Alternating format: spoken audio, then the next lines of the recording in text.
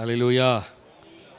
இந்த மே மாதம் முதல் தேதியில் 1ஆம் தேதி காலை வேளையில் இந்த ஸ்பெஷல் ப்ரேயரில் இந்த காலை வேளையில் நாம் தேவ சமூகத்தில் வந்திருக்கிறோம். இன்றைக்கு ஆவியானவர் நம்மோடு அடுத்த சில நிமிடங்கள் ஒரு 1 ஹவர் 3/4 மணி நேரம் 1 மணி நேரம் ஆவியானவர் தாமே நம்மோடு பேசுவாராக. ஆமேன். ஆண்டவருடைய சத்தத்தை கேட்க வந்திருக்கிறோம்.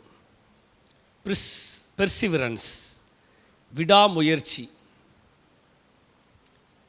தேவன் இந்த காலை வேளையில் இந்த மே மாதம் முதல் தேதியில் இந்த வார்த்தையின் மூலமாக நம்மோடு பேச விரும்புகிறார்.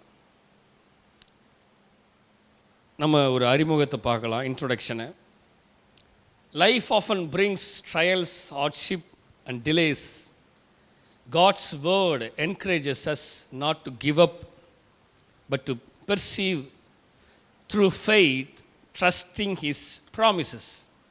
அதாவது வாழ்க்கை பெரும்பாலும் சோதனைகளை, கஷ்டங்கள் மற்றும் தாமதங்களை கொண்டு வருகிறது. வாழ்க்கை எப்படி கொண்டு இருக்குது? பெரும்பாலும் சோதனைகள், கஷ்டங்கள் மற்றும் தாமதங்களை கொண்டு வருகிறது. கடவுளுடைய வார்த்தை, தேவனுடைய வார்த்தை நம்மை விட்டு கொடுக்காமல் விசுவாசத்தின் மூலம் விடாமுயற்சியுடன் அவருடைய வாக்குறுதிகளை நம்பி இருக்க ஊக்குவிக்கிறது. புரிஞ்சுதா உங்களுக்கு என்னென்னு? தேவனுடைய வார்த்தை நம்மை ஒருபோதும் விட்டு கொடுக்காமல் விசுவாசத்தின் மூலம் விடாமுயற்சியுடன் தொடர்ந்து ஓடிட்டே இருக்கணும். விடாமுயற்சியுடன் அவருடைய வாக்குறுதிகளை, வாக்குத்தத்தங்களை நம்பி இருக்க நம்மளை ஊக்கப்படுத்துது. அந்த வாக்குத்தத்தங்களை கொடுத்த தேவன் அந்த வாக்குத்தத்தங்களை நம்முடைய வாழ்க்கையில் நிறைவேற்றுவதற்காக நாம் விட்டு கொடுக்காமல் ஓடிக்கொண்டே இருக்க வேண்டும் என்று தேவனுடைய வார்த்தை நமக்கு அனுதினமும் நம்மோடு பேசிக்கொண்டே இருக்கிறது. அல்லேலூயா. அப்போ விடாமுயற்சி. நாம் ஒருபோதும் நம்மை ஆண்டவர் விட்டு கொடுக்கிறதல்ல. நாம் விட்டு கொடுக்காமல் அநேக பிரச்சனைகள், அநேக போராட்டங்கள், அநேக கஷ்டங்கள், அநேக சோதனைகள், அநேக தாமதங்கள், அநேக போராட்டங்கள் வந்த போதிலும் நாம் நம்முடைய முயற்சியை ஒருபோதும்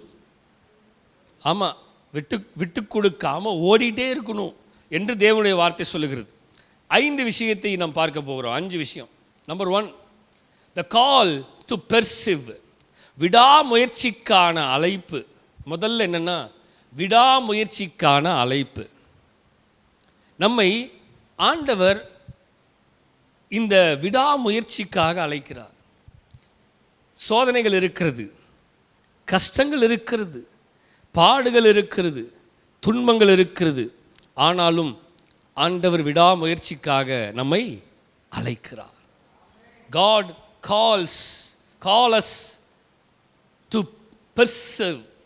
அப்போ ஆண்டவர் இந்த விடாமுயற்சிக்காக நம்ம அழைக்கிறார். அப்போ ஆண்டவர் என்கிட்ட பேசின வார்த்தை தான். எபிரேயர் 12ஆம் அதிகாரம் 1 வசனத்தில் ஆண்டவர் என்னோட பேசினார். இந்த வார்த்தையை சொன்னதுக்கப்புறம் தான் நான் தலைப்பே எடுத்தேன். ஆண்டவர் இந்த வார்த்தையை என்கிட்ட பேசினார். அதுக்கப்புறம் தான் நான் என்ன பண்ணேன், ஆண்டவர் இந்த தலைப்பை எனக்கு கொடுத்தார்.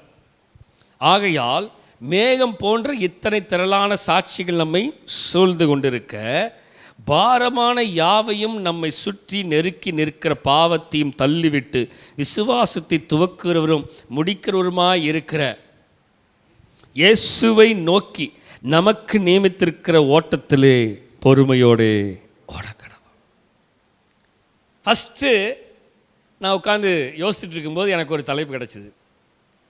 என்னென்னா, இயேசுவை நோக்கி ஓடு. என்னது? அதுதான் என்னுடைய டாபிக்.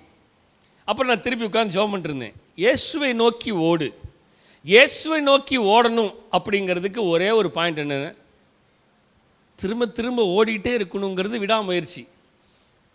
இயேசுவை நோக்கி ஓடணும்னா விட்டு கொடுக்காமல் ஓடிட்டே இருக்கணும். அப்போ ஆண்டவர் சொன்னார், இயேசுவை நோக்கி ஓடணும்னா ஒரே வார்த்தை, விடாமுயற்சி. இயேசுவை நோக்கி ஓடணும்னா பிரச்சனை வந்தாலும் விட்டு கொடுக்காம ஓடு. இயேசுவை நோக்கி ஓடு. சோதனைகள் வந்தாலும் விட்டு கொடுக்காமல் ஓடு. இயேசுவை நோக்கி ஓடு. தாமதங்கள் வந்தாலும் ஓடு, விட்டு கொடுக்காமல் விடாமுயற்சியில் ஓடு. இயேசுவை நோக்கி ஓடு. பலவீனம் வந்தாலும் விடாமுயற்சியிலே ஓடு. இயேசுவை நோக்கி ஓடு. என்ன இழப்புகள் வந்தாலும் விடாமுயற்சியிலே ஓடு. இயேசுவை நோக்கி ஓடு. என்ன வியாதிகள், சரீரத்தில் பலவீனங்கள் வந்தாலும் விடாமுயற்சியிலே ஓடு. புரியுதா உங்களுக்கு என்னன்னு? அப்போ ஆண்டவர் என்கிட்ட அழகாக பேசினார். நமக்கு இந்த வசனம் பழக்கமான வசனமாக இருந்தாலும் அந்த வார்த்தை நம்மை அந்த விடாமுயற்சிக்கு கூப்பிடுகிறது. வா. மேகம் போன்ற இத்தனை திரளான சாட்சிகள் நம்மை சூழ்ந்து கொண்டிருக்க, எவ்வளவு சாட்சிகளை கர்த்தர் வைத்திருக்கிறார். டேவிட் லிவிங்ஸ்டன் ஒரு மிஷனரியாக அழைக்கப்பட்டு தன்னுடைய சொந்த தேசத்தை விட்டு பிற தேசத்துக்கு ஓடுகிறார். தேவன் அவரை அழைத்த நோக்கத்தின்படியாக. அவருடைய மனைவி போகிறாங்க, ஆனால் பலவீனப்படுறாங்க. ரிட்டன் அவங்க தேசத்துக்கு, அவங்க ஊருக்கு போடுறாங்க, ஓன் கண்ட்ரிக்கு. திருப்பி அவங்க சரீரத்தில் அவங்க ரெக்கவரி ஆகி திருப்பி வராங்க. வந்தப்போ திருப்பி பலவீனம் வந்துடுது. அந்த அம்மா அங்கேயே மரித்து விடுகிறார்கள். கொஞ்சம் யோசித்து பாருங்கள். ஊழியத்தின் நிமித்தமாக விடாமுயற்சியுடன் ஓடினார்கள். பலவீனம் வந்தது. சரீரத்தில் போய் சரீரத்தை சரி பண்ணிட்டு திரும்பி வந்தாங்க. திரும்பியும் பலவீனம் வந்து வியாதி அவர்களை தாக்கி அங்கே மரித்து போனார்கள். ஆனாலும் அவர்கள் அந்த ஊழியத்தை விடவில்லை. அவர்கள் மேகம் போன்ற இத்தனை திரளான சாட்சிகளில் ஒரு சாட்சி நமக்கு டேவிட் லிவிங்ஸ்டன். கொஞ்சம் யோசித்து பாருங்க. இந்திய தேசத்துக்கு தோமா வரலைன்னா நம்ம கிட்ட சுவிசேஷங்கிறது என்னன்னே நமக்கு தெரிஞ்சிருக்கார். அவர் ஒரு சாட்சி. மேகம் போன்ற இத்தனை திரளான சாட்சிகளில் அவர் ஒரு சாட்சி. நமக்கு முன்பதாக அநேக பரிசுத்தவான்கள் இந்த தேசத்தில் இருந்து தேவனை பற்றி பிரசங்கித்து அநேகர் சாட்சியாக மரித்திருக்கிறார்கள். அவர்கள் மேகம் போன்ற இத்தனை திரளான சாட்சிகளிலே அவர்களும் ஒரு சாட்சி. அப்ப நல்லா கவனி வசனத்தை. மேகம் போன்ற இத்தனை திரளான சாட்சிகள் நம்மை சூழ்ந்து கொண்டு. Therefore, since we are surrounded by so great a cloud of witnesses, let us also lay aside every weight and the sin that clings so closely, and let us run with perseverance the race that is set before us. அழகா சொல்லப்பட்டிருக்குது. மேகம் போன்ற இத்தனை திரளான சாட்சிகள் நம்மை சூழ்ந்து கொண்டிருக்க, அடுத்த லைன் என்னது? பாரமான யாவற்றையும். நமக்கு எதெல்லாம் பாரம்? குடும்ப பாரம், பிள்ளைகள் பாரம், வேலை பாரம், வியாதி பாரம், பொருளாதாரம் பாரம், பணம் இல்லை அது ஒரு பாரம், வேற சொல்லுங்க. அவ்வளோதானே? சிரிக்கிறீங்க, அமைதியாக இருக்கீங்க. நம்மை சுற்றிலும் இருக்கிற எல்லாமே பாரம்தான். ஆனால் அவர் சொல்றாரு, பாரமான யாவற்றையும் நம்மை சுற்றி நெருங்கி நிற்கிற பாவத்தையும் தள்ளிவிட்டு. அப்படின்னா என்ன அர்த்தம்? கடைசி வரைக்கும் இது நம்மளையெல்லாம் நெருக்கிட்டே தான் இருக்கும்.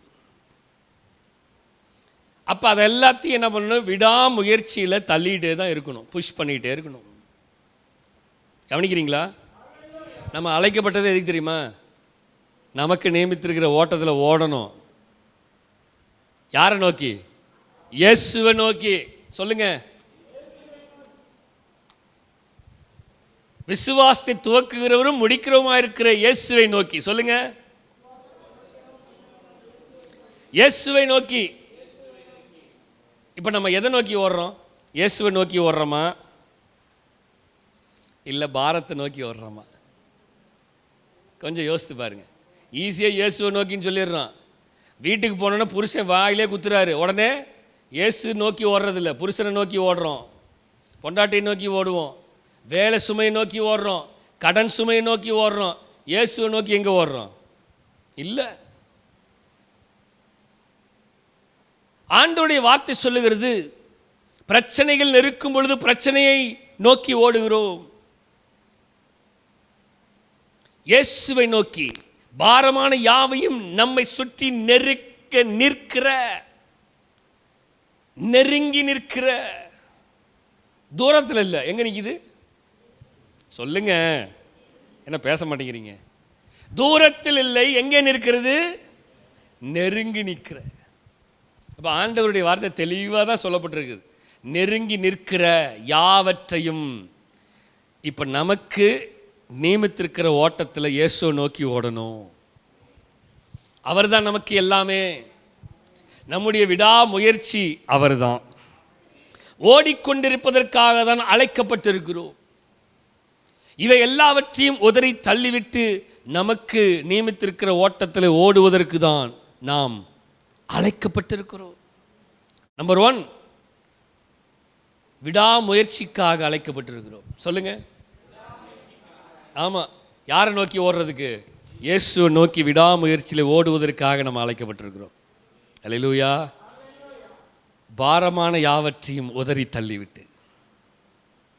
அதுதான் உதற முடியல, அதுதான் தள்ள முடியல.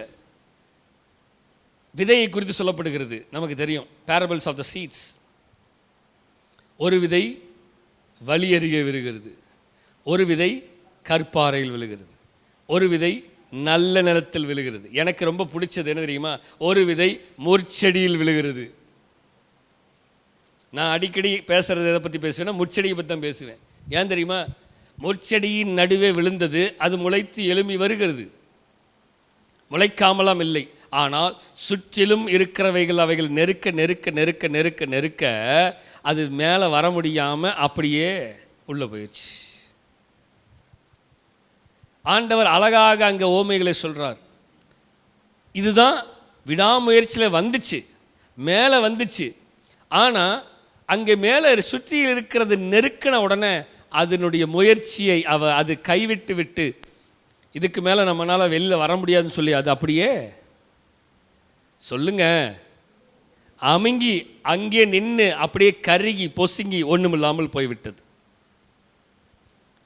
நாம் செய்ய வேண்டிய வேலை ஓடிக்கொண்டே இருக்க வேண்டும். அவர் சொல்றார் அழகா, நமக்கு நியமித்திருக்கிற ஓட்டத்தில். சொல்லுங்க, எனக்கு நியமித்திருக்கிற ஓட்டத்தில். சொல்லுங்க, எனக்கு நியமித்திருக்கிற ஓட்டத்தில் பொறுமையோடே ஓடணும்.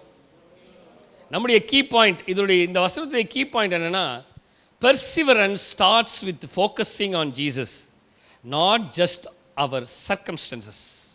என்ன அப்படின்னா, விடாமுயற்சி என்பது நம்முடைய சூழ்நிலைகளை மட்டும் பார்க்கிறதல்ல, இயேசுவை மையமாக கொண்டிருப்பதிலிருந்து தொடங்குகிறது. நல்லா கவனிங்க. இந்த விடாமுயற்சி என்பது ஆண்டவராக இயேசு கிறிஸ்து இஸ் சென்டர் பாயிண்ட். அவர் தான் மைய பொருளே அவர் தான். அவரை மையமாக கொண்டிருந்து ஓடுறது தான் நம்முடைய நோக்கமாக இருக்கணுமே தவிர சூழ்நிலை சர்க்கம்ஸ்டன்ஸை பார்த்து ஓடுகிறதல்ல. ஆனால் நிறைய நேரம் நம்ம சூழ்நிலையை பார்த்து தான் நம்ம மாறிடுறோம். அப்படியே ஆப்போசிட்டாக தான் நம்ம செய்கிறோம். சூழ்நிலைகளை பார்த்து இயேசுவை பார்க்கிறதை விட்டு விடுகிறோம். We want to focus on Jesus. சொல்லுங்க, நாம் இயேசுவை நோக்கி ஓட வேண்டும். சொல்லுங்க, we want to run. ஆண்டவரை பார்த்து ஓடணும். புரியுதுங்களா?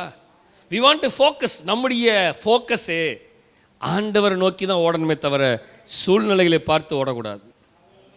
அநேக நேரம் சூழ்நிலைகள் நம்மை நெருக்கும் பொழுது நாம் என்ன பண்ணுறோம்? இயேசுவை கொஞ்சம் தள்ளிட்டு, ஆண்டவராக இயேசு கிறிஸ்து சமாரியா நாட்டில் ஊழியம் செஞ்சார். சீஷர்களை கூட்டிகிட்டு போய் ஊழியம் செஞ்சார். ஊழியம் செஞ்சுட்டு எல்லாம் பண்ணிகிட்டு இருக்கும்போது திடீர்னு அங்கே ஒரு எதிர்ப்பு வந்துருச்சு. எங்கடா இங்கே வந்துட்டீங்க அப்படின்னு சொன்னோன்னே இயேசுவும் ஆண்டவர் இயேசு கிறிஸ்துவும் எல்லோரும் வெளியில் வந்துட்டாங்க. இப்போ திரும்பி அந்த ஊருக்குள்ளே போக முடியாது, போனால் பிரச்சனை வந்துடும், நிறையா போராட்டங்கள். இயேசு எங்கெங்கெல்லாம் போனாரோ நிறைய இடத்துல அவரை திரும்பியும் உள்ளே விடாமல் நிறைய இடத்துல அவரை பிளாக் பண்ணு தான் பார்த்தாங்க. ஏன் தெரியுமா?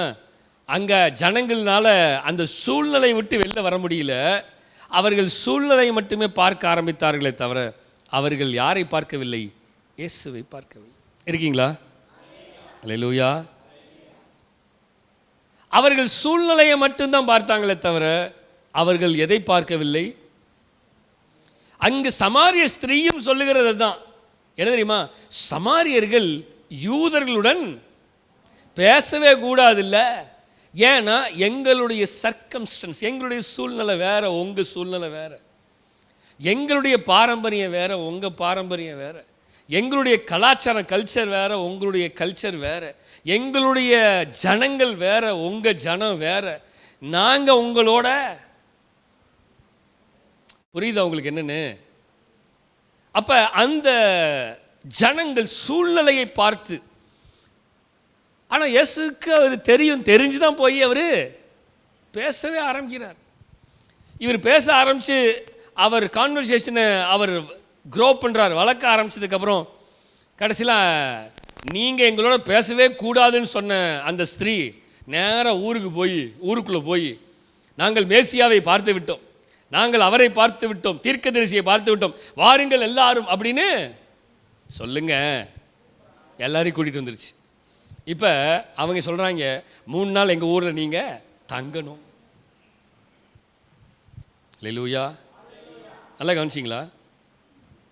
ஆண்டவருடைய வேலை எப்படி இருந்துச்சுன்னா விடாமுயற்சி. நம்முடைய வேலை நம்பர் 2, perseverance produces character. விடாமுயற்சி குணத்தை உருவாக்குகிறது, நல்ல கேரக்டரை உருவாக்குது. ரோமர் 5ஆம் அதிகாரம் 3, 4, 5 வசனத்தை வாசிக்கும் பொழுது, ரோமர் 5ஆம் அதிகாரம் 3, 4, 5 வசனத்தை வாசிக்கும் பொழுது, அது மாத்திரமல்ல, உபத்திரவம் பொறுமையையும், பொறுமை பரீட்சையையும், பரீட்சை நம்பிக்கையையும் உண்டாக்குகிறது என்று நாங்கள் அறிந்து உபத்திரவங்களிலேயும் மேன்மை பாராட்டுகிறோம். மேலும் நமக்கு அருளப்பட்ட பரிசுத்த ஆவியினாலே தேவ அன்பு நம்முடைய இருதயங்களில் ஊற்றப்பட்டிருக்கிறபடியால் அந்த நம்பிக்கை நம்மை வெட்கப்படுத்தாது. இப்போ நல்லா கவனிங்க, இங்கே விடாமுயற்சி ஒரு கேரக்டரையே உருவாக்குறது. புரியுதா உங்களுக்கு என்னென்னு? விடாமுயற்சி நம்மை அழைத்து ஆண்டவருக்குள்ளே வந்துட்டோம். ஆண்டவருக்குள்ளே வந்தனால அந்த விடாமுயற்சி நம்முடைய கேரக்டரை மாற்றணும். அந்த விடாமுயற்சி நம்முடைய கேரக்டரை மாற்றணும், குணாதிசயங்களை மாற்றணும். நம்முடைய குணாதிசயங்கள் மாறவில்லை என்றால், கவனிக்கிறீங்களா? நம்முடைய குணாதிசயங்கள் மாறலைன்னா, நம்முடைய கேரக்டர் மாறலைன்னா, தேவன் நம்மை அழைத்ததுக்கு நோக்கமே இல்லாமல் போயிடும். நான் வந்த மாதிரியே நான் உட்கார்ந்துட்டுருக்கிறேன் அப்படின்னா, என்னுடைய குணாதிசயம் மாறலைன்னா, தேவன் அழைத்த மேகம் போன்ற இத்தனை திரளான சாட்சிகள் நம்மை சூழ்ந்து கொண்டு இருக்க,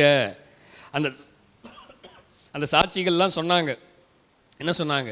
ஆண்டவர் இப்படி, ஆண்டவர் அப்படி, ஆண்டவர் இதை செஞ்சார், ஆண்டவர் எங்களுக்கு இதை செஞ்சார், ஆண்டவர் இப்படி இருந்தார், ஆண்டவர் அப்படி இருந்தார், எங்கள் வாழ்க்கையை ஆண்டவர் தொட்டார், எங்கள் சூழ்நிலையை ஆண்டவர் மாற்றினார், இந்த சாட்சிகள் எல்லாம் ஆண்டவர் எங்களை வாழ வைத்தார். இதெல்லாம் சொன்னபடியினால அந்த சாட்சிகளை கேட்டு நம்முடைய குணாதிசயங்கள் மாறணும். நம்முடைய கேரக்டர் மாறலைன்னா, நம்முடைய குணாதிசயங்கள் என்னத்தை உருவாக்குதான்? விடாமுயற்சி நல்ல குணங்களை உருவாக்குகிறது, நல்ல கேரக்டரை உருவாக்குது, நல்ல குணத்தை உருவாக்குகிறது. இருக்கீங்களா? அல்லேலூயா. இல்லை எனக்குள்ள நல்ல கேரக்டர்லாம் வேண்டாம். நான் இப்படி தான் இருப்பேன், நான் இப்படியே இருந்துட்டு போகிறேன். சொல்லுங்கள், நான் இப்படியே தான் இருப்பேன், இப்படியே தான் இருக்கணும், இப்படியே தான் இருக்கவும் விரும்புகிறேன், எந்த மாற்றமும் எனக்கு வேணாம், எந்த குணாதிசயமும் எனக்கு நல்ல குணாதிசயங்கள் வேண்டாம். ஆண்டவருடைய வார்த்தை சொல்லுகிறது, அது மாத்திரமல்ல, உபத்திரவம் பொறுமையையும், பொறுமை பரீட்சையையும், பரீட்சை நம்பிக்கையும் உண்டாக்குறது என்று நாங்கள் அறிந்து. நிறைய நேரம் நமக்கு என்னதில்லை, பொறுமை இருக்கிறது இல்லை. எடுத்தோம், கவுத்தோம், கொட்டினோம், குதித்தோம், ஜம்ப் பண்ணோம், கிணத்துக்குள்ளே விழுந்தோம், சாவணும் அப்படின்னு தான் ஓடுறோன்னே தவிர குதிக்கிறதுக்கு முன்னாடி யோசிக்கிறது இல்லை, குதிச்சிட்றோம் டமார்னு. பொறுமை பரீட்சையையும், பரீட்சை நம்பிக்கையும் உண்டாக்குறது. ஆண்டவருடைய வேலையை தான். நல்ல குணாதிசயங்கள் வர வேண்டும் என்றால் சில பரீட்சைகளுக்குள்ளாக, சில போராட்டங்களுக்குள்ளாக, சில பொறுமையை கற்றுக் கொடுப்பார். எதுக்கு தெரியுமா? நல்ல கேரக்டர் உருவாக்குறதுக்கு. அதனால தான் ஆண்டவர் சொல்கிறான் எரேமியாகிட்ட, நீ குயவன் வீட்டுக்கு போ, அங்கே குயவன் ஒரு களிமண்ணை தூக்கி அந்த வீலில் வச்சு சுற்றி வணைவான், அது ஒழுங்காக வராது, அதை அவன் திரும்பியும் ரீமோல்டு பண்ணி அதை வணைவதற்கு, நல்ல வெசலாக வணைவதற்கு அவன் என்ன பண்ணுறான், ஷேப் பண்ணுறான். நல்லா கவனிங்களேன். திரும்ப திரும்ப திரும்ப விடாமுயற்சி, திரும்ப திரும்ப அதை சரி பண்ண வேண்டும் என்று சொல்லி, அதை எப்படியாவது நல்ல குணாதிசயமுள்ள ஒரு வெசலாக உருவாக்கணும்னு சொல்லி, அதை வணைய வேண்டும் என்று சொல்லி அதை முயற்சி செய்து கொண்டே இருக்கிறானே தவிர, இல்லை அது ஆகாதுன்னு தூக்கி போட்டுட்டு போகிறதல்ல. தேவன் விரும்புகிறதே நல்ல குணத்தை உருவாக்குவதற்கு தான் ஆண்டவர் நம்மை இந்த பெர்சிவரன்ஸுக்கு அழைச்சார், இந்த விடாமுயற்சிக்கு நம்மை அழைத்திருக்கிறார். அல்லேலூயா. அப்போ இதனுடைய கீ பாயிண்ட் என்னென்னா, your perseverance shapes your character and strengthen your hope. தமிழில் வாசிக்கும் பொழுது, உங்கள் விடாமுயற்சி உங்கள் குணத்தை என்ன பண்ணுது சொல்லுங்க, வடிவமைக்கிறது. ஹல்லேலூயா. அது ஷேப் பண்ணுதுங்க நம்மளைய. கர்த்தர் நம்மளை ஒவ்வொரு நாளும் நம்மளை ஷேப் பண்ணிட்டு இருக்கிறார். ஒவ்வொரு விஷயத்துக்கும் நம்மளை ஷேப் பண்ணுறார். மற்றும் உங்கள் நம்பிக்கையை பலப்படுத்துகிறது. இன்னும் அதிகமாக தேவனுக்குள்ள பலப்படுவதற்கு, இன்னும் அதிகமாக தேவ வசனத்துக்குள்ள பலப்படுவதற்கு இருக்கீங்களா? விடாமுயற்சியுடைய நோக்கமே பலப்படணும். திரும்ப திரும்ப திரும்ப திரும்ப அந்த விடாமுயற்சி நம்மை அந்த நம்பிக்கைக்குள்ள பலப்படுத்துது. அந்த விடாமுயற்சி நம்மளை நல்ல ஒரு கேரக்டராக வடிவமைக்க வேண்டும் என்று கர்த்தர் விரும்புகிறார். அல்லேலூயா. யோசித்து பாருங்க, யோசேப்பை கர்த்தர் எவ்வளவு அழகா வடிவமைச்சார் தெரியுமா? தானியேலை பாருங்க, அவ்வளவு அழகா ஆண்டவர் வடிவமைச்சார். தாவீதை குறித்து வாசிச்சு பாருங்கள், வனாந்திரத்தில் காட்டுக்குள்ளே உட்கார்ந்துருக்கிற மோசேயை எடுத்து பாருங்கள், 40 வருஷம் வனாந்திரத்தில் இருக்கிறார். திக்குவாயும் மந்தனாவும் உள்ளவனாக மாறிவிட்டான். ஏன்னா ஜனங்கிட்ட பேசவே இல்லை. ஆடு மேய்ச்சிக்கிட்டு ஆடு பின்னாடியே மே மே மே மேன்னு பேச்சுவார்த்தையே இல்லாமல் போச்சு. கர்த்தர் வடிவமைக்கிறார். புரியுதா உங்களுக்கு என்னன்னு? எதுக்கு தெரியுமா? நல்ல கேரக்டர், நல்ல கேரக்டர் வரணும்னு. சில நேரத்தில் நமக்கு பிடிக்க மாட்டேங்குது. கர்த்தர் வடிவமைக்கிறது நமக்கு பிடிக்கிறது இல்லை. கர்த்தர் நம்மளை நல்ல குணாதிசயத்துக்குள்ளே வடிவமைக்க வேண்டும் என்று, உருவாக்க வேண்டும் என்று தான் வடிவமைத்து கொண்டிருக்கிறார். ஆனால் நமக்கு அது புரியவும் மாட்டேங்குது, அது தெரியவும் மாட்டேங்குது, அதை புரிந்து கொள்ளவும் மாட்டேங்கிறோம். நிறைய நேரம் நமக்கு புரியாதனால தான் அந்த வடிவமைப்புக்குள்ளாக நம்மை விட்டு கொடுக்க முடியவில்லை. அந்த குணாதிசயங்களை கர்த்தர் உருவாக்கி நமக்குள்ள ஊற்ற வேண்டுங்கிறதுக்காக தான் இப்படியெல்லாம் ஆண்டவர் செய்கிறார். ஒரு மனுஷனுக்குள்ளாக கர்த்தர் நல்ல குணாதிசயங்களை போடலைன்னா வரவே வராது. எவ்வளவுதான் நம்ம முயற்சி எடுத்தாலும் கர்த்தர் பேசினாதான் அந்த குணமே வரும். அப்போ கர்த்தர் பேசுவதற்கு அந்த குணம் வருவதற்கு நம்ம விடாமுயற்சியில் ஓடிட்டே திரும்ப திரும்ப திரும்ப திரும்ப தேவனிடத்தில் சரண்டர் ஆகும் பொழுது அந்த குணாதிசயமே வரும். அல்லேலூயா. ரைட். நம்பர் 3, மூன்றாவது, God's promises for those who perceive. விடாமுயற்சியுடன் இருப்பவர்களுக்கு தேவனுடைய வாக்குறுதி என்ன?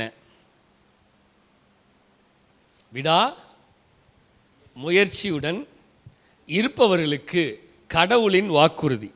யாக்கோபு 1:12. சோதனையை சகிக்கிற மனுஷன் பாக்கியவான், அவன் உத்தமன் என்று விளங்கின பின்பு கர்த்தர் தம்மிடத்தில் அன்பு கூறுகிறவர்களுக்கு வாக்குத்தத்தம் பண்ணின ஜீவகிரீடத்தை பெறுவான். நல்லா கவனிச்சிங்களா? விடாமுயற்சியுடன் இருப்பவர்களுக்கு தேவனுடைய வாக்குறுதி. God's promises என்ன? Those who are in a pursuit. சோதனை சகிக்கிற மனுஷன் பாக்கியவான். நமக்கு அநேக சோதனை வருது. தேசத்தில் அநேக சோதனைகள் நமக்கு வருகிறது. நம்மை சுற்றிலும் இருக்கிற சூழ்நிலைகள் நம்மை நிறைய சோதிக்குது. நிறைய நம்மளை என்ன பண்ணுது? டெம்ப்ட் பண்ணுது. சொல்லுங்கள். ஆமாம், டெம்ப்ட் என்னது? சோதனை. டெம்ப்டேஷன். சொல்லுங்கள், சோதனை. ஆண்டவராக இயேசு கிறிஸ்து ஜெபம் பண்ண தான் போனார், வேறு எதுவும் பண்ண போல. 40 நாள் டூருக்கு போனாரா? இல்லை. 40 நாள் சுற்றுப்பயணம் மேற்கொள்கிறேன், நான் எங்கெல்லாம் போக வேண்டுமோ அங்கெல்லாம் போயிட்டு வரேன் அப்படின்னு போனாரா? இல்லை. என்ன பண்ணார்? 40 நாள் ஜபந்தான் பண்ணார், வேறு எதுவும் பண்ணல. இப்போ ஜபம் பண்ணி முடித்து அவர் வெளியில் வந்து நிற்கும் பொழுது முன்னாடி வரவேற்கிறதுக்கு ஒருத்தர் நிற்கிறான். எப்பயுமே ஜபம் பண்ணி முடிச்சோன்னா வரவேற்கிறதுக்கு யார் இருக்கணும்? சொல்லுங்கள். ஜபம் பண்ணி முடிச்சுன்னா வரவேற்கிறதுக்கு யார் வருவா முதல்ல? சொல்லுங்க. பிசாசு தான் வருவான். இன்னொன்று, ஜபம் பண்ண உட்காரும் பொழுதே வந்துடுவான் சில நேரத்தில். அது எப்படி வருவான்னு தெரியாது, எப்படி வேணாலும் வருவான். தூக்கம் வழியாக வருவான். எப்படி? முதல்ல தூக்கத்தின் வழியாக தான் வருவான். தூங்க வச்சிருவான் இவங்களை தூங்க வச்சிட்டோம்னா ஜபத்தை மறந்துடுவான், தூங்கிடுவான். சோர்வை கொடுத்துருவான், அசதி பலவீனங்களை கொடுப்பான். இன்னைக்கு 1 மணி நேரம் ஜெபிக்க போகிறேன், உட்கார்றேன், 10 நிமிஷத்துக்குள்ள இப்போ மணியை பார்க்குறேன். எப்போ? இனி 1 மணி நேரம் தாக்க. ஆண்டவரே தயவாய் மன்னித்து கொள்ளுங்க, நாளைக்கு நான் எப்படியாவது 1 மணி நேரம் நான் ஜெபம் பண்ணிடுவேன். ஆண்டவரே, இன்றைக்கி உங்களுடைய பிள்ளைக்கு கொஞ்சம் ரிக்வெஸ்ட் கொடுங்க, அவர் 1/2 மணி நேரத்தில் முடிச்சிட்றேன் அப்படின்னு அவர் சொன்னாரா? ரிப்ளை கொடுத்தாரா? முடிச்சிருப்பான்னு சொன்னாரா? சொல்லியிருக்கலாம் மாட்டார். நம்மளாவே முடிவு எடுத்துக்குவோம். அவர் ஏற்றுக்குவார் நம்மளுடைய பெட்டிஷன் சொல்லிட்டு, ஆண்டவரே முடிச்சிட்றேன் அப்படின்னு முடிச்சிடுவோம்.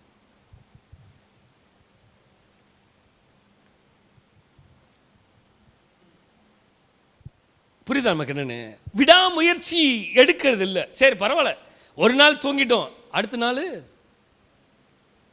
தூங்காமல் ஓடணும் அப்படிங்கிறது ஆண்டவராக இயேசு கிறிஸ்து கடைசியில் சொல்லிட்டு போன வார்த்தை தான். கூடையே கூட்டிகிட்டு போகிறார் 2 பேர்த்த, வாங்கடா தரன்னு இழுத்துட்டு போனார்.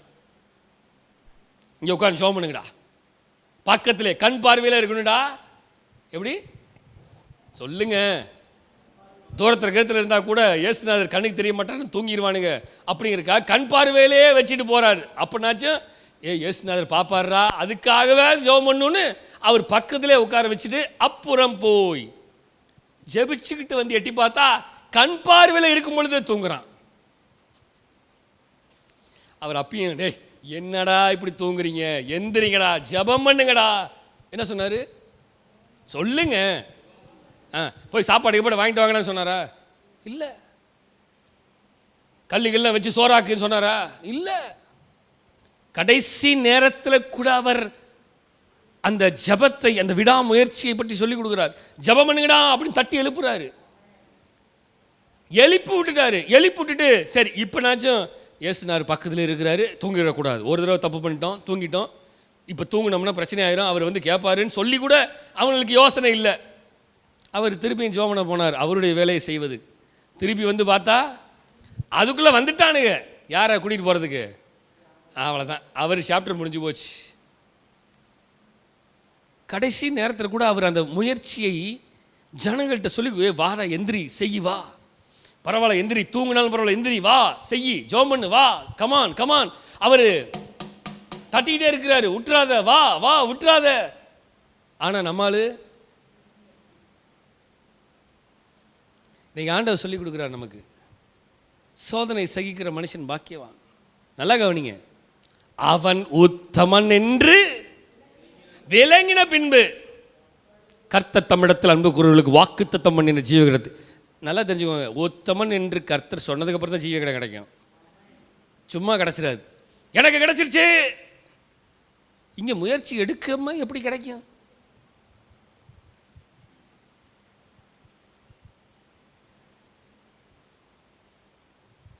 ஒடிசாவில் கலிங்கா இன்ஸ்டியூட் அப்படின்னு ஒன்று பெருசு இருக்குது.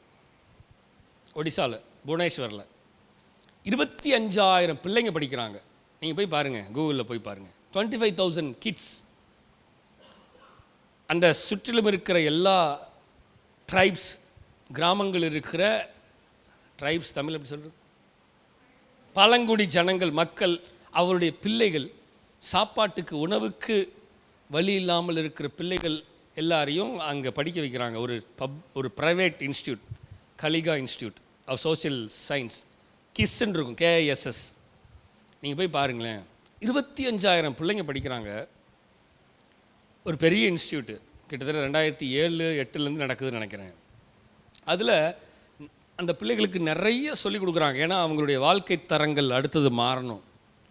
அவங்க வெளியில் போனதுக்கப்புறம் அவங்க குடும்பத்துக்கு, அவங்களுடைய அந்த சமுதாயத்துக்கு அவங்க பயங்கரமாக அடுத்தடுத்த லெவலுக்கு போகணுங்கிறதுக்காக நிறையா செய்கிறாங்க.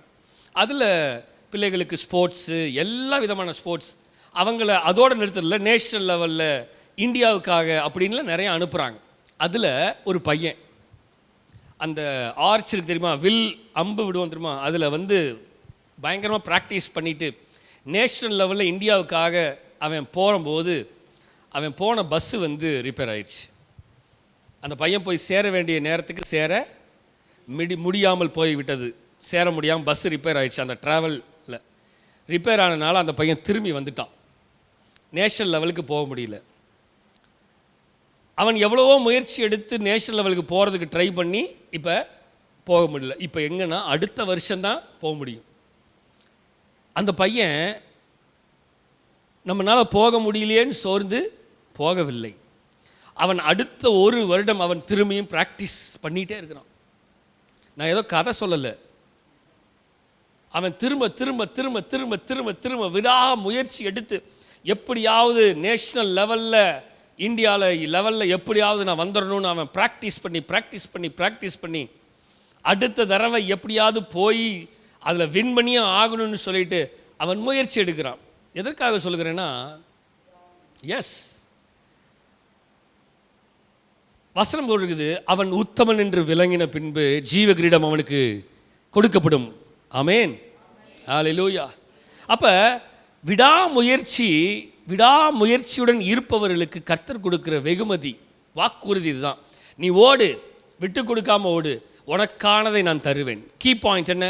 God sees your perseverance and promises eternal reward. நல்லா கவனிங்க, தேவன் கடவுள் உங்கள் விடாமுயற்சியை காண்கிறார், நித்திய வெகுமதிகளை வாக்குறுதி அளிக்கிறார். அதாவது உலகத்தினுடைய வெகுமதி இல்லை, இட்டர்னல். சொல்லுங்க. ஆமாம், நம்முடைய வெகுமதி எல்லாம் தேசத்திலிருந்து இல்லை, பரலோகத்தில் இருக்கிற இடத்திலிருந்து வரணும். இருக்கீங்களா? ஹல்லேலூயா, ஹல்லேலூயா. அப்போ நம்பர் 1, விடாமுயற்சி நம்மை அழைக்கிறது. எதற்காக? விடாமுயற்சி அழைக்கிறது மாத்திரமல்ல, நம்முடைய குணாதிசயங்களை மாற்றுவதற்காக. குணாதிசயங்களை மாற்றுவதற்காக மாத்திரமல்ல, குணாதிசயங்களை மாற்றி தேவனுடைய வாக்குறுதிகளை நீ பெற்றுக்கொள்ளு அப்படின்னு கூறுகிறது விடாமுயற்சி. Number 4, examples of perseverance in the Bible. விடாமுயற்சி, வேதத்திலிருந்து விடாமுயற்சியின் எடுத்துக்காட்டுகளை நாம் பார்க்க முடியும். எடுத்துக்காட்டுகளை பார்க்கலாம், நிறைய எடுத்துக்காட்டுகள் இருக்குது. ஒரு 3 மட்டும் நம்ம பார்க்கலாமே. ஒரு 3 எடுத்துக்காட்டுகள் மட்டும் பார்க்கலாம் விடாமுயற்சி. நம்பர் 1 நமக்கெல்லாம் தெரியும். யோபு 1ஆம் அதிகாரம் 20 22 வசனங்களை வாசிக்கும் பொழுது, அப்பொழுது யோபு எழுந்திருந்து தன் சால்வையை கிழித்து தன் தலையை என்ன பண்ணுறான்? சிரைத்து தரையில் விழுந்து பணிந்து, நிர்வாணியாய் என் தாயின் கற்பத்திலிருந்து வந்தேன், நிர்வாணியாய் அவ்விடத்திற்கு திரும்புவேன். கர்த்தர் கொடுத்தார், கர்த்தர் எடுத்தார், கர்த்தருடைய நாமத்துக்கு ஸ்தோத்திரம் என்றான். இவை எல்லாவற்றிலையும் சொல்லுங்க. ஆமாம், யோபு பாவம் செய்யவும் இல்லை, தேவனை பற்றி குறை சொல்லவும் இல்லை. பெர்சிவரன்ஸ். அவனுக்கு பிரச்சனைகள் வந்துச்சு, போராட்டம் வந்துச்சு, இழப்புகள் வந்துச்சு, எல்லா விதமான வியாதி வந்துச்சு, தனிமை, சொந்தங்கள் எல்லாம் இல்லை, பிள்ளைகள் எல்லாம் போய்விட்டது, எல்லா விதமான இழப்பு. நமக்கு ஒரு சாதாரண விஷயம் ஏதாவது ஒன்று நடந்தாவே ஆ ஊ ஏ ஐ அக் அப்படின்றோம். அவர் சகலத்தையும் இழந்தார். ஒரு சின்ன வயிற்று வலி வந்தோன்னு பிறண்டு உருண்டு ஐயோ ஐயோ ஐயோன்னு கதறியா நம்ம வீட்டையே ரெண்டாக்கிடுறோம். கொஞ்சம் யோசித்து பாருங்களேன். யோபு மாதிரி, யோபுன வீடு மாதிரி நம்ம வீடு தரையோட தரையாகி, கொஞ்சம் இமேஜின் பண்ணி பாருங்கள். தரையோட தரையாகி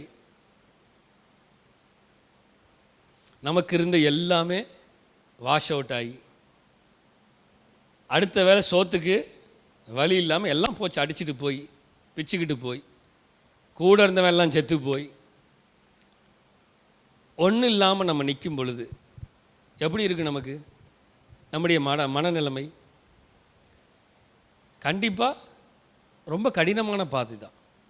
ஆனால் யோபு இவை எல்லாவற்றிலேயும் குறையே பேசலையாம். நம்மளா இருந்தால்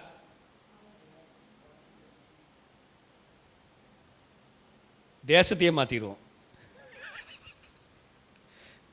இது சரியில்லை இந்த கண்ட்ரி, இங்கே இருந்தனால தான் இப்படிலாம் பிரச்சனை வந்துச்சு. நான் வேறு கண்ட்ரிக்கு போயிடுறேன், அங்கெல்லாம் பிரச்சனையே வராதுங்க.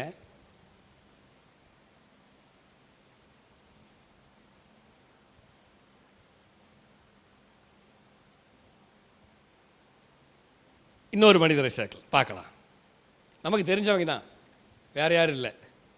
ஆதியாகமம் 50:20 யார் வந்துடுவார் ஒருத்தர். ஆகையால் நீங்கள் எனக்கு தீமை செய்ய நினைத்தீர்கள், தேவனோ இப்பொழுது நடந்து வருகிறபடியே வெகு ஜனங்களை உயிரோட காக்கும்படிக்கு அதை நன்மையாக முடிய பண்ணார். யாரு? யோசேப்பு தான்.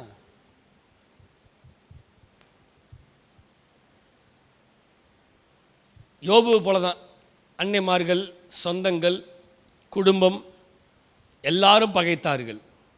ஆனால் யோசேப்பினுடைய முயற்சியை ஒருபோதும் யாருனாலையும் தடுத்து நிறுத்த முடியவில்லை. ஒருவேளை சரீரம் ஒத்துழைக்காமல் இருந்திருக்கலாம், ஆனால் அவனுடைய தாட்ஸ், அவனுடைய இருதயம், அவன் தேவனோடு இருந்த அந்த உறவை எந்த மனிதனாலும் தடுக்க முடியவில்லை. யோபு நீங்கள் பாருங்க, யோபு சரீரம் முழுவதுமாக கொப்பளங்கள், ரட்டுடுத்தி கொண்டு சாம்பலை எடுத்து மேலே போட்டு தேய்ச்சிக்கிட்டு, ஓட்டை எடுத்து சொர சொர சொர சொர சொர சொரன்னு சொரண்டிட்டு இருக்கிறான்.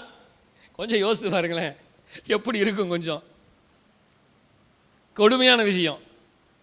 ஆனால் வசனம் சொல்லுகிறது, யோபுவுடைய சரீரத்தில் பலவீனத்தை கொடுக்க முடியணும், ஆனால் அவனுடைய இருதயமும் சிந்தையும் நிறுத்த முடியல. அவனுடைய தாட்ஸை நிறுத்த முடியல. அது ஓடிட்டே தான் இருந்துச்சு. மேகம் போன்ற இத்தனை திரளான சாட்சிகள் நம்மை சூழ்ந்து கொண்டு நெருக்கி நிற்கிற, பாரமாய் நம்மை நெருக்கி நிற்கிற, பாரமாய் நம்மை நெருங்கி நிற்கிற எல்லாத்தையும் யோபுக்கு பக்கத்தில் வரைக்கும் அடிச்சது எல்லாம். அவன் சரீரத்தையும் அடிச்சது எல்லாம், நெருங்கி அடிச்சது சரீரத்தை. கொஞ்சம் யோசித்து பாருங்களேன், அந்த நிலைமையில் நம்ம உட்கார்ந்துருந்தா உடம்பு ஃபுல்லாக கொப்பளம். ஒரு கொப்பளம் வந்துச்சுனாவே ஐயோ அம்மா வலிக்குது அப்படிங்கிறோம். டாப் டு பாட்டம் கொப்பளம். சொரீர கூட முடியாது. எதையாவது கொடுங்கடா சொரீருக்கு அப்படின்னு எடுத்து கரன்னு சொரிஞ்சிட்ருங்க. சாம்பலை எடுத்து போட்டுக்கிட்டு உருண்டு பிறண்டுக்கிட்டு. கொஞ்சம் யோசித்து பாருங்க, கொடுமையான விஷயம். ஆனால் வசனம் சொல்லுகிறது விடாமுயற்சி. இவை அனைத்திலும் யோபுவை யாருனாலையும் ஸ்டாப் பண்ண முடியல. நம்பர் 3, மூணாவது பாயிண்ட்னா இதில் ஃபஸ்ட்டு யார்? யோபு. ரெண்டாவது யோசேப்பு. 2 கொரிந்தியர் 11ஆம் அதிகாரம் 22 வசனத்திலிருந்து வாசிக்கும் பொழுது எனக்கு பிடிச்சது, நான் அடிக்கடி படிக்க விரும்புகிறது படிக்கிறது. நான் எப்பெல்லாம் கஷ்டப்படுறேனோ, எப்பெல்லாம் உபத்திரப்படுறேனோ அப்போல்லாம் இந்த வசனத்தை படிப்பேன். இந்த வசனத்தை படித்து என்னை பலப்படுத்தி கொள்வேன். எனக்கு மிகவும் பிடித்த ஒரு மனிதர். அவர்கள் எபிரேயரா? நான் எபிரேயன். அவர்கள் இஸ்ரவேலரா? நான் இஸ்ரவேலன். நான் ஒன்று குறைஞ்சி போலடா. அவர்கள் ஆபிரகாமின் சந்ததியாரா? நான் ஆபிரகாமின் சந்ததி தான். அவர்கள் கிறிஸ்துவின் ஊழியக்காரரா? நான் அதிகம். புத்தியினமாய் பேசுகிறேன். ஆனால் அவர் நடுவில் அந்த வார்த்தையை சொல்லிடுவார், நான் பைத்தியக்கார மாதிரி பேசுகிறேன், ஆண்டவரே கொஞ்சம் மன்னிச்சுக்கோங்க. மனுஷங்கிட்ட சொல்லலை, புத்தியினமாய் பேசுகிறேன். இது கண்டிப்பாக பைத்தியக்காரத்தனம் தான், இதை பேசக்கூடாது, ஆனாலும் இவனுக்கு நான் சொல்லணும், பேசி தான் ஆகணும். புத்தியினமாய் பேசுகிறேன். நான் அதிகமாய் பிரயாசப்பட்டவன், அதிகமாய் அடிபட்டவன், அதிகமாய் காவல்களில் வைக்கப்பட்டவன். இந்த மனுஷன் மாதிரி எவனுமே கிட்ட வர முடியாது. அதாவது ஏதாவது நம்பர் சொல்லியிருந்தா கூட தெரிஞ்சிருக்கும். அதிகமாய் காவலில் வைக்கப்பட்டவன், நம்பரே இல்லை அங்க. அநேக தரம் மரண அவதியில் அகப்பட்டேன்.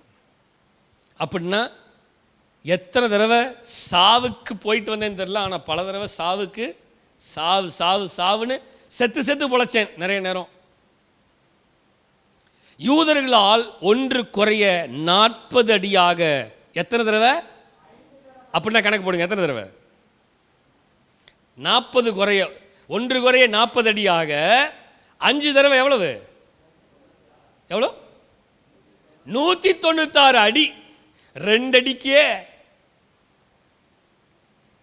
தாங்காதியா? தாங்காது, செத்துருவோம்.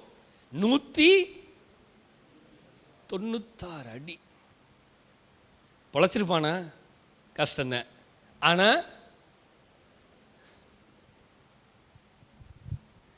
3 தரம், அது மட்டும் இல்லையா, அடுத்தது பாருங்க, 3 தரம் மிரால்களால், 1 தரம், இது வேறையா, ரவுண்டு கட்டி கல் எடுத்து அடிச்சானுங்கடா.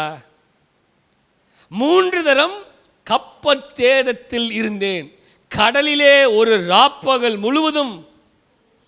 எங்க? கடலில். அநேக தரம் பிரயாணம் பண்ணினேன், ஆறுகளால் வந்த, சொல்லுங்க, ஆறுகளால் வந்த, சொல்லுங்க, ஆறுகளால் வந்த.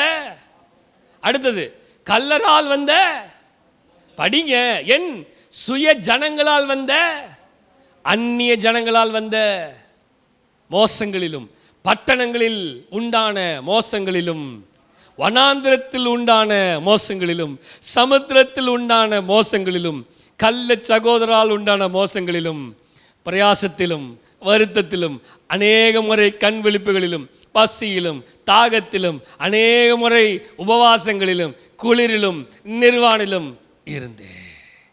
இவை முதலானவைகள் எல்லாம், இவை இல்லாம எல்லா சபையை குறித்தும் உண்டாயிருக்கிற கவலை என்னை நாள்தோறும் நெருக்கினது. யார் இவரு? அவர் தான் பவுல் அடியார்.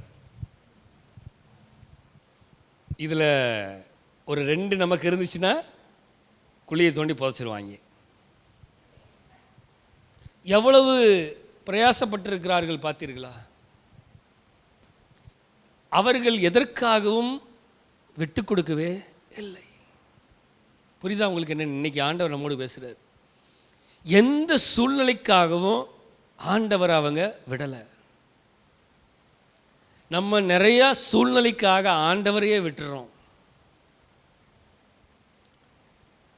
யோபு மரணத்திற்கு விளிம்பில் போனார், ஆண்டவரை விடவில்லை.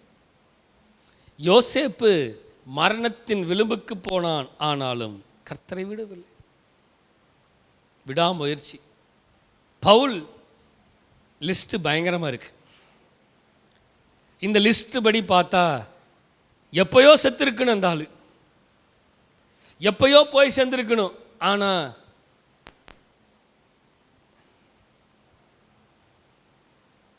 இதெல்லாம் பத்தாதுன்னு வேற இந்த கப்பல் சேதத்தில் கடந்து மலித்தா தீவுக்கு போனாரா? அங்கே போனால் ஒரு விரியன் பாம்பு வேற பொட்டுன்னு அவரை ஓடிச்சு. எல்லாம் பார்த்துட்டு இருக்காங்க, செத்துருவான் செத்துருவான் செத்துருவான் செத்துருவான். ஏன்டா என்னையே பார்க்குறீங்க? இல்லைடா நீ சாவுன்னா செத்துட்டுனா தூக்கி போட்டலான்னு பார்க்குறான். நான் சாவ மாட்டேன் அப்படிங்கிறாரு அந்த மனுஷன். நல்லா கவனிங்களேன். விடாமுயற்சி. சரீரத்தில் எவ்வளவு பலவீனம் அடித்தாலும், எத்தனை தடவை எவ்வளவு பலவீனம் வந்தாலும் நான் விட மாட்டேன்யா, புஷ் பண்ணுறேன்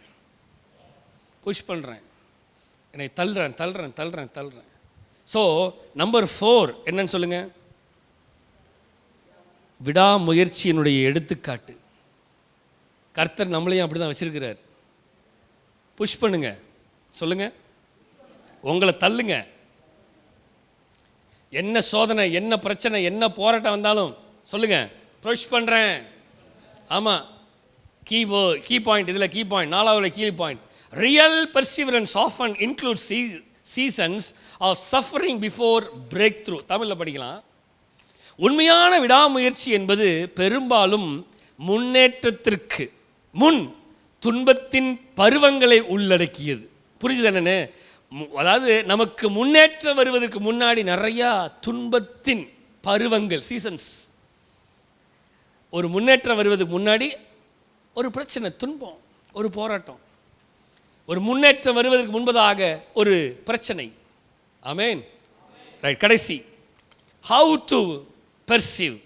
விடாமுயற்சியுடன் இருப்பது எப்படி? விட்டு கொடுக்காம இருப்பது எப்படி?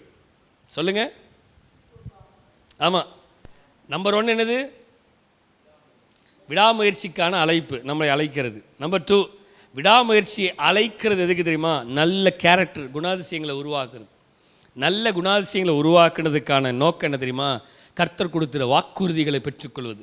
கர்த்தருடைய வாக்குறுதிகள் எப்படி விளங்குகிறது என்றால், வேதத்தில் இவங்கெல்லாம் எப்படிலாம் இருந்தாங்களா, அவங்கெல்லாம் பார்த்து இந்த வாக்குறுதியை பெற்று அதே மாதிரி விடாமுயற்சியில் ஓடு, ஆண்டவர் உன்னையும் நடத்துவார் அப்படிங்கிறது தான் நம்பர் 4. நம்பர் 5, எப்படி விடாமுயற்சியுடன் இருக்கிறது. வசனத்தை வாசிக்கலாம். 2 தீமோத்தேயு 4ஆம் அதிகாரம் 7ஆம் வசனத்தை வாசிக்கலாம். 2 தீமோத்தேயு 4ஆம் அதிகாரம் 7வது வசனம். நல்ல போராட்டத்தை போராடினேன், ஓட்டத்தை முடித்தேன், விசுவாசத்தை காத்துக்கொண்டேன். ஹல்லேலூயா. அவ்வளோதான். இந்த விடாமுயற்சியை எப்படி விடாமல் பிடிச்சிக்கிறது? இந்த விடாமுயற்சியில் இருக்கிறது எப்படி இருக்கணும்? நல்ல போராட்டத்தை போராடணும். அவ்வளோதான். சொல்லுங்க. ஆமாம், என்ன வந்தாலும் சரி நல்ல போராட்டத்தை போராடணும். கடைசியில் சொல்லணும் என்ன தெரியுமா? ஓட்டத்தை முடிச்சாயா, நல்ல போராட்டத்தை போடி ஓட்டத்தை முடிச்சாயா. இதெல்லாம் எப்போ வாசிப்பாங்கன்னா சாவு வீட்டில் தான் வாசிப்பாங்க இந்த வசனத்தை. நல்லா ஓடி முடிச்சிட்டாயா அப்படின்னு. அவன் நல்லா ஓடினானா நல்லா ஓடலையோ இருந்தாலும் வாசித்துருவோம். ஏன்னா எங்கள் கடமையில் வாசித்தன ஆகணும். அவன் நல்லாவே ஓடி இருக்க மாட்டான், ஆனாலும் நல்ல போராட்டத்தை போராடினா, நல்ல ஓட்டத்தை முடித்தா.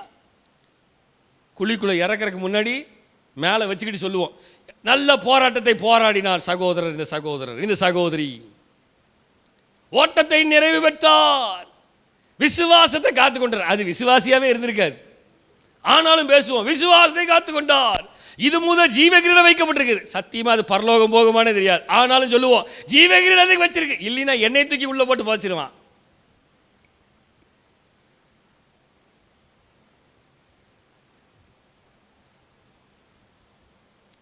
கடைசியாக பார்க்குறவங்கள பார்த்துக்கோங்க அப்படிம்பாங்க.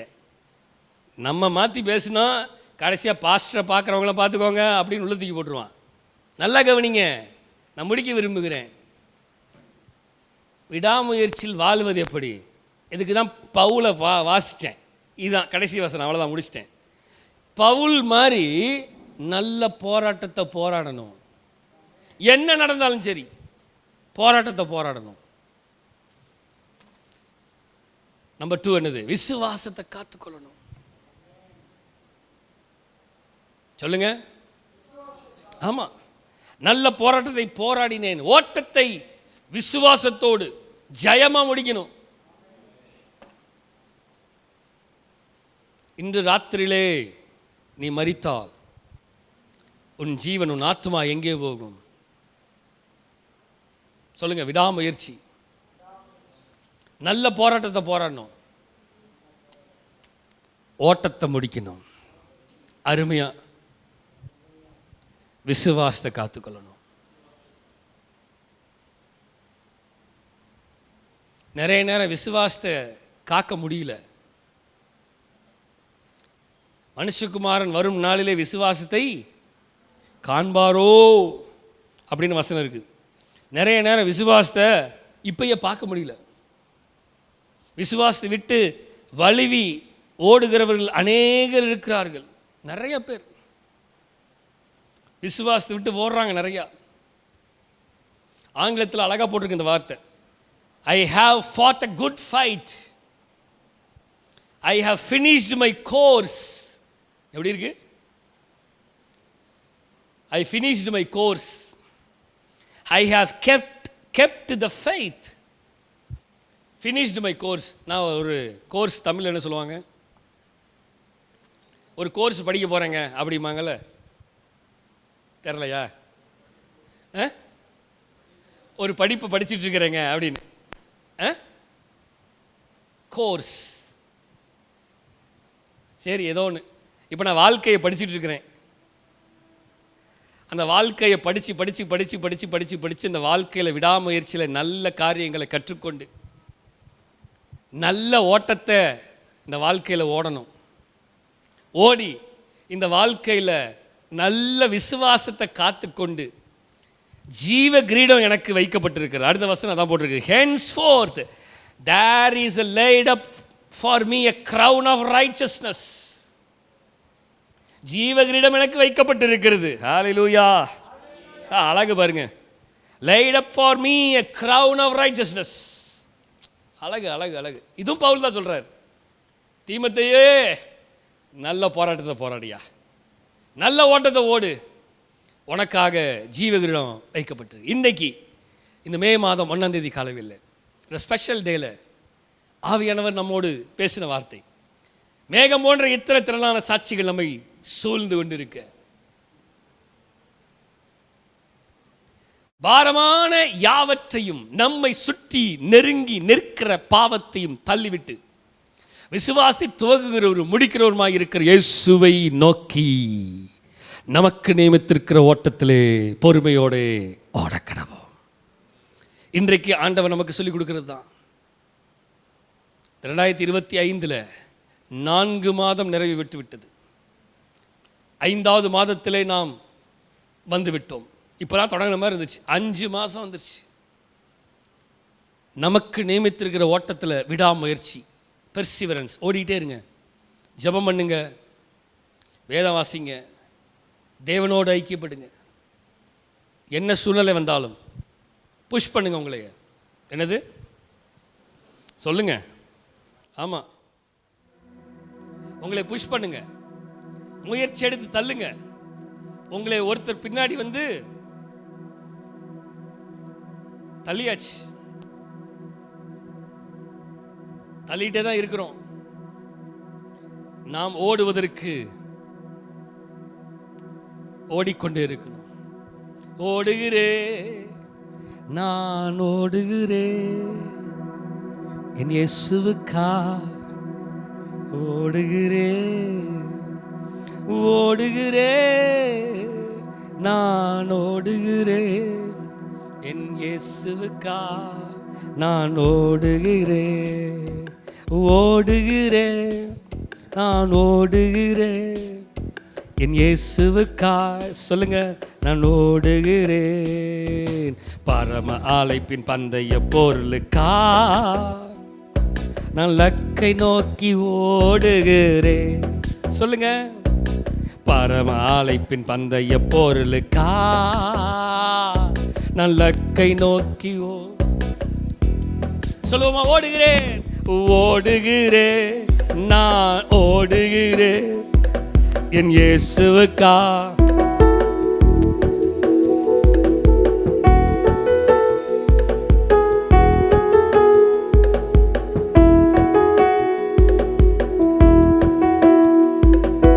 ஓடுகிறேன்,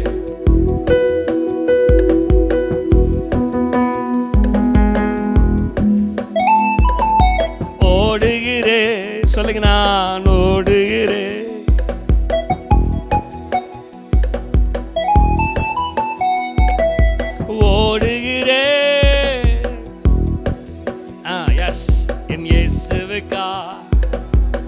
சொல்லுங்க பார்க்கலாம். லாபமான அனைத்தையுமே நான் நஷ்டம் என்று கருதுகிறேன்.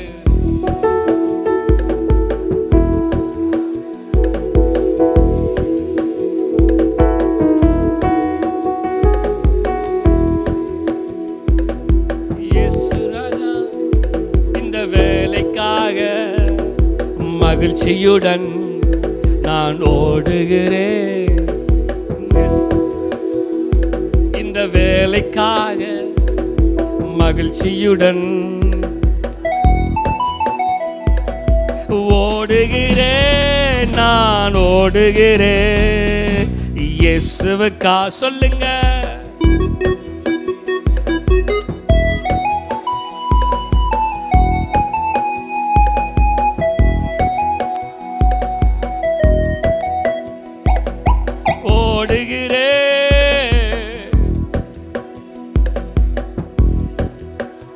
எத்தனை இடர்கள் வந்தாலும் சொல்லுங்க பார்க்கலாம். எத்தனை தான் இடர்கள் வந்தாலும் விசுவாசத்தில் நிலைத்திருப்பேன். எத்தனை தான் இடர்கள் வந்தாலும் நான் விசுவாசத்தில் நிலைத்திருப்பேன். எனக்காக என் இந்த பாதையில் நான் ஓடுகிறேன். எனக்காக இயேசு நியமித்த இந்த பாதையில் சொல்லுங்க பார்க்கலாம். எனக்காக இயேசு நியமித்த இந்த பாதையில்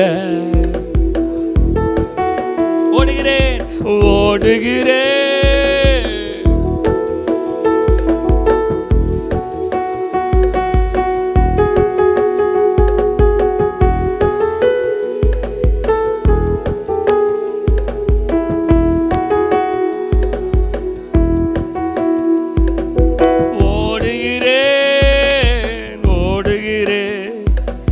இயேசுவுக்கா ஓடுகிறே. இருக்கிற இடத்துல கண்களை மூடி என் இயேசுவுக்கா. எஸ், விடாமுயற்சியுடன் ஓடிட்டே இருப்பேன். ஓடிட்டே இருப்பேன். என் ஆண்டவருக்காக ஓடுவேன். சொல்லுங்க, என் இயேசுவுக்காக ஓடுவேன், அவருக்காக ஓடுவேன். என்ன வந்தாலும் எது வந்தாலும் அவருக்காக ஓடுவேன். என்னுடைய ஓட்டத்தை யாருனாலும் நிறுத்த முடியாது. என்னுடைய ஓட்டத்தை, இயேசுவுக்காக ஓடுகிற ஓட்டத்தை யாருனாலையும் தடுத்து நிறுத்த முடியாது. எத்தனை தான் இடர்கள் வந்தாலும் நான் விசுவாசத்தில் ஓடிட்டே இருப்பேன், ஓடிட்டே இருப்பேன், ஓடிட்டே இருப்பேன். ஆண்டவரே, இன்றைக்கு நீர் எங்களோடு பேசின வார்த்தைக்காக நன்றி. இந்த ஸ்பெஷல் டேல ஆண்டவரே, நீர் எங்களோடு இடைப்பட்ட கிருபைகளுக்காக நன்றி. எத்தனையோ போராட்டங்கள், பிரச்சனைகள், சூழ்நிலைகள், ஆண்டவரே, எல்லா விதமான தாமதங்கள் வந்தாலும் நாங்கள் விசுவாசத்தை துவக்கிறோம் முடிக்கிறவருமாக இருக்கிற இயேசுவை நோக்கி நாங்கள் ஓடிக்கொண்டே இருப்போம், ஓடிக்கொண்டே இருப்போம், ஓடிக்கொண்டே இருப்போம். நாங்கள் அவருக்காக ஓட, இன்னும் அதிகமாய் ஓட தேவன் எங்களுக்கு கிருபை செய்வீராக. உடைய கரத்தில் எங்களை தருகிறோம், தாழ்த்துகிறோம். நீரை ஆளுகை செய்து வழிநடத்துகிறாக. எல்லா துதி கன மகிமை எல்லாம் உமக்கு ஒருவருக்கு மாத்திரமே செலுத்துகிறோம். மீட்பர் ரட்சகருமா இயேசு கிறிஸ்துவின் மூலம் ஜெபம் கேளும் எங்கள் ஜீவன் நல்ல பிதாவே. ஆமென், ஆமென்.